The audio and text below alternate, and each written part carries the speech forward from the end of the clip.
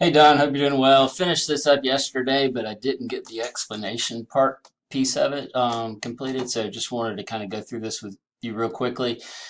The PDF I sent you has all of the properties and their photos, and I'm not going to rehash all that right here, but this is the most important stuff right here. Well, first of all, this is pretty important is that you see that when a house is priced correctly, it's selling within about 2% of the list price.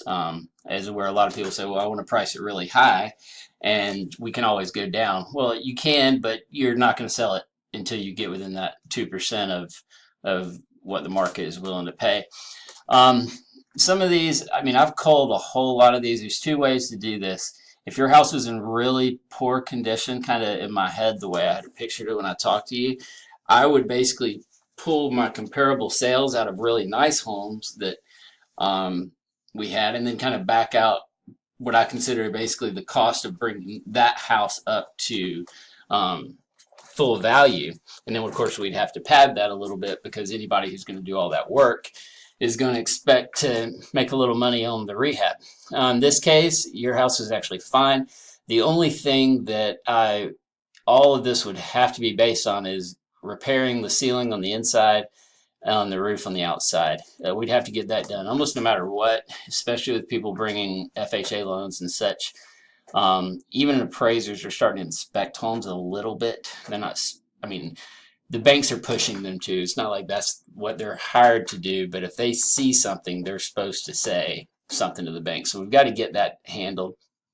But basically, you're hovering around 153 on the low end.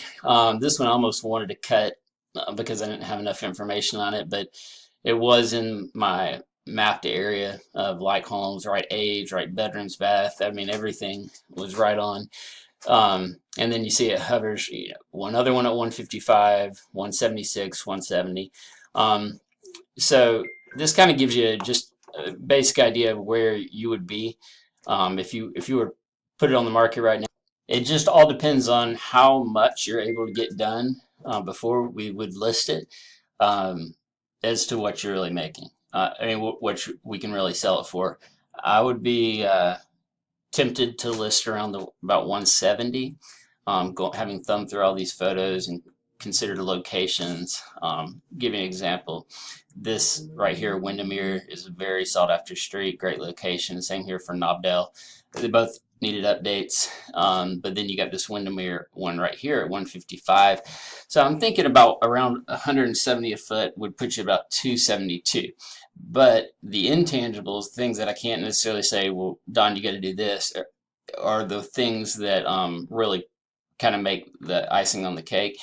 I think if you, knowing what you were prepared to let the house go for, or at least what you thought you might be willing to let it go for it, I'd be tempted to just get as much done, set a time, say I'm going to get as much done on this house as I can in the next 2 weeks, or a month, whatever you decide.